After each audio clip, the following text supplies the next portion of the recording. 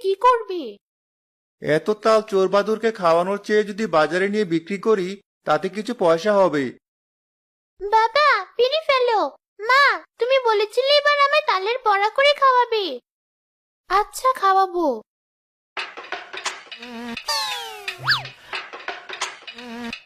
তালের বড়া কতদিন খায় না। সেই কবে মায়ের হাতে খেয়েছিলাম, সেও তো মরার আগে। বেশ, তালের বড়া খেতে দুটো তাল আমি দিতেই পারি, তাই বলে আমি সব তাল মোটেও দেব না। দাঁড়া, তোদের তাল পাড়ার শখ মেটাচ্ছি।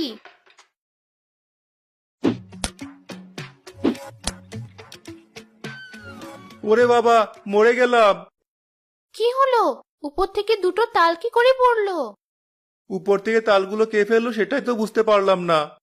কাল আমার মাথাতে ওইভাবেই কে যেন তালের আটি ছুরি মেরেছিল। তোমাকে আর তাল পারতে হবে না, বাদুড়ি খাক আর চড়ি খাক,